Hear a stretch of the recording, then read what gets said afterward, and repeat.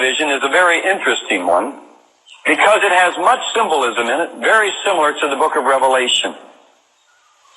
In the Prince Charles vision, I was made aware that it was an angel that came to me and told me to take the wife and the children in our Volkswagen van and go out Highway 26. When you come to the town called Government Camp, as you're coming out on Highway 26 of that town, look at your milometer and go 5 miles to the 10th, and there will be a pull-off from the road. When you come to the pull-off, pull off, get your wife and your children out. There will be a switchbacking trail down into the canyon. Take that trail, you lead the way, let your children follow, and your wife bring up the rear. This was my instructions. So down the canyon wall we went, even as in all of a sudden in the vision. This was a day vision. In this vision, we went out, sure enough, in the van, the whole family, I load them in, and here was the switchbacking trail. We were winding down the switchbacking trail. The angelic visitor had said to me, there will be a person, you go down to the bottom of the canyon, and you come into a clearing, out of the underbrush into a clearing, and you will see a person there to meet you to tell you what to do next. And so here we go, we're walking down, the children are asking their questions, and we're just talking as we're going down, and I don't have any answers for them. We come out into the clearing, and standing in the clearing very properly and very poised is an English butler. He has a white towel over his arm, and he speaks very properly. He says, "Now then you've arrived, please follow me." And that kind of a tone. And he just very, very properly turned, not even really making eye contact with us. He had a mission to do, and we followed him. We headed across the clearing, and as I was right behind him, we came to an edge of this clearing, and it went down. And as we came to the edge where I could see down, in a lower floor of the canyon, there was a very small platform down in the bottom, about 12 feet square, had one chair on the rear of it and a microphone on the front. In front of that platform was 60 chairs, 5 rows of 12. I'm looking at this as we're going down, and standing to the forward row, to the side nearest us of this first 12 chairs, was a senator and a general, 4-star general. I'm looking at them as we're going down the grade, and I'm thinking, I know that senator, but I don't know that general. And so we get down there, and the butler introduces the senator seems to know my family, and says something to the effect, "It's good to see you again." And the general says to me as they're introducing, he says, "Yes," he says, "you're the family that I've been hearing about." The general and I are conversing, and I don't remember the detail. God didn't want me to remember any detail of what we were conversing about. Automatically, all of the 60 chairs were full. I glanced back, they were full. My wife and children, my wife was sitting down on the end, and my children had been seated, and so the butler said, "Please be seated, it's time to begin." And he kind of just sort of turned an angle like this away from us, reached under the arm where the white towel was and pulled out a two-way radio and uttered a few words. Then he began walking back up toward the grade and the clearing where we first came out and met him.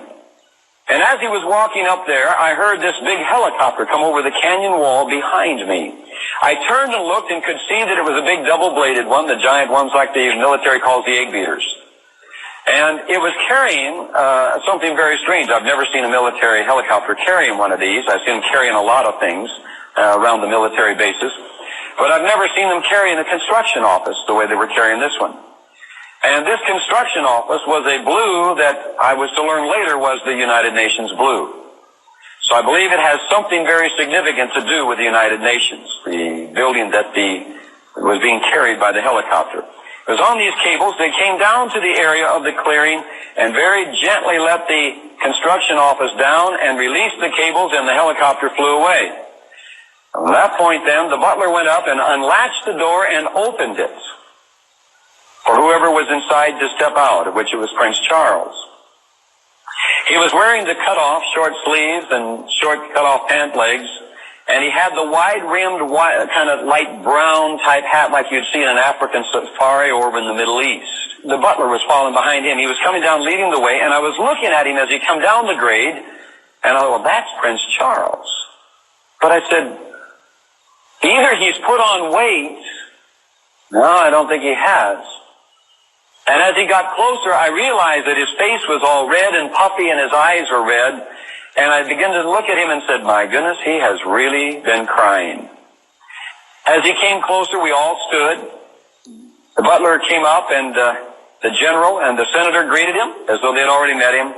Then the butler introduced him to us and said, in a sense, this is Henry Gruver, and this is his family, and this is his wife, in that kind of a gesture. As the butler was doing this, Charles looked at me and he said, "Thank you for coming today. You're the family I've heard about. You're here by my request. I have a message for you. Please be seated." With that, he turned to the general who was standing, and they came up and walked on the platform together. They conversed a moment. The general nodded, sat in the one chair back behind. And as he sat in the chair behind, Charles stepped up to the microphone, and he said, "I thank you for coming today. You're here by my request. Please take heed. I have a message for you." And then he said these words, "I must inform you that your nation is at war and you have a battle to fight. But the saddest thing is you must fight it without God." With that, the general behind him, the American four-star general, jumped to his feet, come down off the platform, came around on the ground in front of him, and looked up Charles very sarcastically, and he said, "We know we're at war, and we know we have a battle to fight, but we didn't know God had anything to do with it." And with that, Charles brings his right hand up, and he comes right down like this between the eyes of the general in this motion. And he said, "And sir, that is your mistake." And with that, they begin to argue why God or why he didn't have anything to do with it.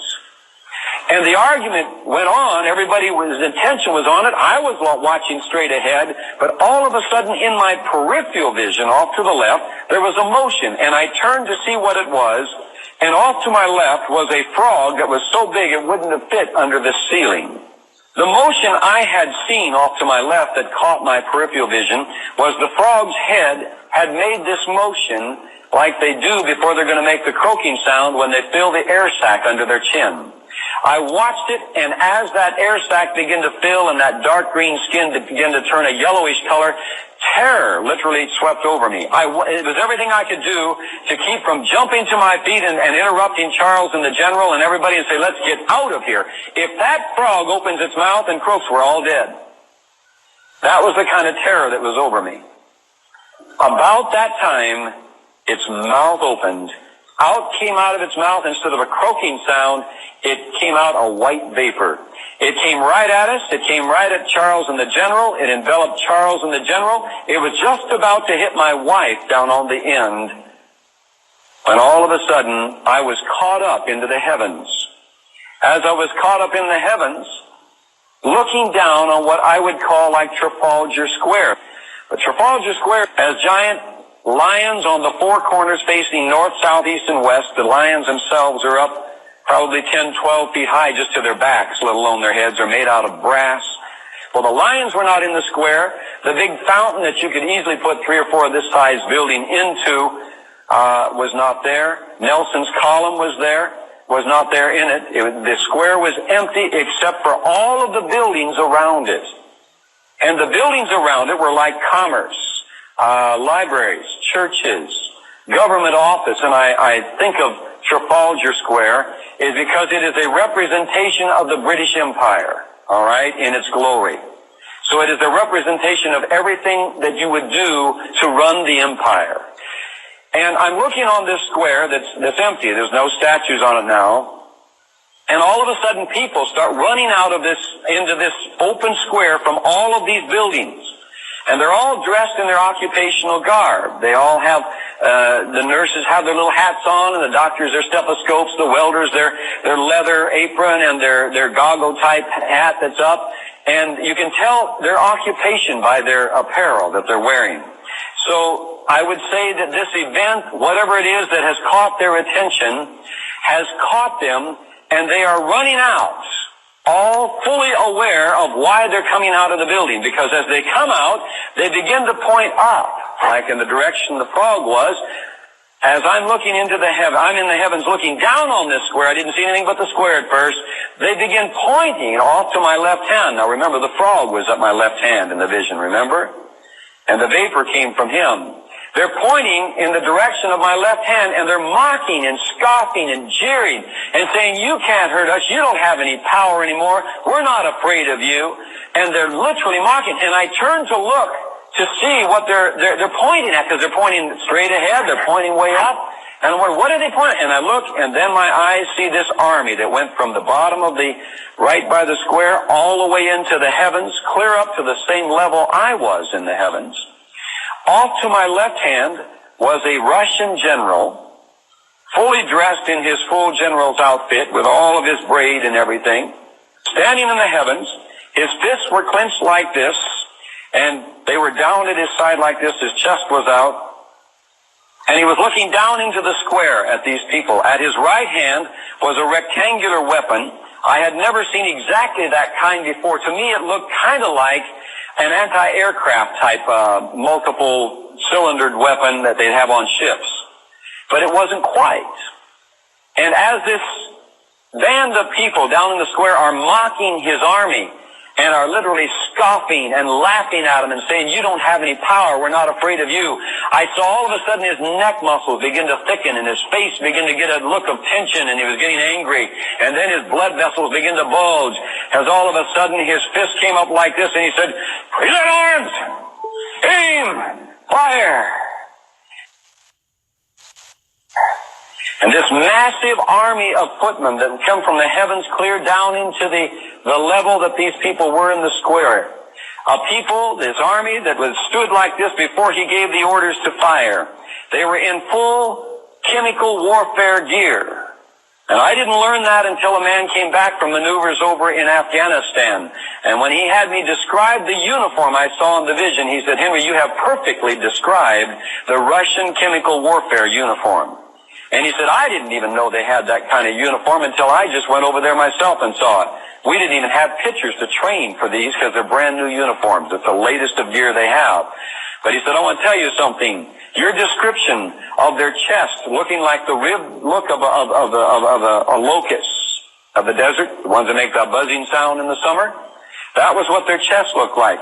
Their face looks kind of like, almost like a horse in a way, the snoot somewhat like a horse, and they had big googie eyes. And he explained to me, he said the googie eyes or the goggles are the head covering they put over them. It has the goggles, and the snooty looked like a horse, you said. He says, and he asked me the colors and everything. He said that's exactly what the chemical warfare gear looks like. That has a pre-filtration system and a breathing apparatus that goes back down into this rib-looking chest that has multiple filtration systems. And he said that is the most advanced chemical warfare gear that you can get on the face of the earth. And he said, I want to tell you something. We didn't have anything to match it. He said they fired chemicals across, and some of my men got into those chemicals, and their chemical warfare gear began to just melt right off of them. He says, I don't know what kind of material they have, but we better find out. From that time, he said, I was scared to death over there. One blast of this vapor could wipe out my whole platoon. Well, they were firing on the people, back to the vision, they were firing on the people in this square. As they fired the first shot on these people, I then saw something that I believe we're being prepared for today. It totally caught these people by surprise. They sincerely, with their whole heart, did not believe that that massive military had any power, and they did not believe that that military would ever fire on them because of the response that was taking place there as they were fired on. They were caught by total surprise and total panic. And the whole action of that group of people in that square told me it was a surprise to them, even though they knew the army existed. They could see it going into the heavens, but they sincerely believed it would not fire on them. Now, remember in the Prince Charles vision, I may not have made this point clear, and I want to make this clear. When they were firing on them, and the people were caught by total surprise running back and forth, I was standing in awe that why don't they run into the buildings? Why don't they get out for cover? They'd just turn and run back and forth, and they weren't falling, but I could hear the bullets hitting them. And I wonder, why aren't they falling? When all of a sudden I begin to realize this square all around, all the buildings, all the material things were disappearing all around these people as they ran back and forth in the square. Now that to me goes along with Ezekiel chapter 38 and the reason that they will come. You go up, verse 38, chapter 38 of Ezekiel, verse 11. He says, I will go to them that are at rest, that dwell safely, all of them dwelling without walls and having neither bars nor gates. Now answer me a question. Is that a description of Palestine or Israel? Have any of you ever seen Israel or Palestine safe? You say, yeah, when the treaty's signed, it will happen. Well, maybe. They are going to sign a treaty. I believe that. But I don't think it's going to last long. This says that they dwell. The word dwell, look up the word dwell and exhaust it out in the concordance. It does not mean a temporal habitation. It means to inhabit, to possess, to settle in. That's a big difference between a treaty and crying out peace and safety. Big difference. Verse 12. Here's the reason they're coming. To take a spoil, to take a prey, to turn your hand upon the desolate places that are now inhabited, and upon the people that are gathered out of the nations, which have gotten cattle. All right? My third question. Does that fit Palestine? I have literally crossed Israel back and forth. I've walked up in the middle part of Israel, and I want to tell you something. I've never found a cow yet. Show me a cow in the middle of Israel. I'll show you cows down in the area of Ashkelon, and there are a few down along the Jordan Valley. Not very many. More in Ashkelon and that area in the farms there. Show me a cow in the midst or the middle of Israel. Well, you see, just one cow wouldn't do it, because the first thing listed that they're coming to take is cattle. You're coming in, it says in 38, to take a spoil, to take a prey. To a people that have gotten cattle and goods that dwell in the midst of the land. Question number 5. Is the major population in the land of Palestine in the middle of Palestine? Folks, it's not. Look at your geographical picture. The main population is not in the middle of Palestine. It's around the edges. Tel Aviv, Jerusalem, it comes in a little bit for Jerusalem. But look, predominantly it's around most of the border areas, along the Mediterranean. The reason they're coming in, Sheba and Dedan and the merchants of Tarshish with all the young lions thereof shall say unto you, are you come to take a spoil? Have you gathered thy company to take a prey? To carry away silver and gold, to take away cattle and goods, to take a great spoil? I want to read to you this next article here, the Denver Post, 5/24/1992. Wichita. It got a bit hectic out here, Greg Raw's farm, yesterday when a delegation of 20 Russian diplomats stopped to ask a few questions about life on the American farm. The first question they ask is, where are your cows? First question, Russian diplomats. A delegate asked, oh, there are a few of them here, Raw explained. Cows for milking? No, they're beef cattle. What will be your annual revenue? The next question. About your house. What is the footage? How many bedrooms? Well, if you're getting ready to take occupancy, you want to know all that. And that isn't funny, but I want to tell you something. We're heading into a very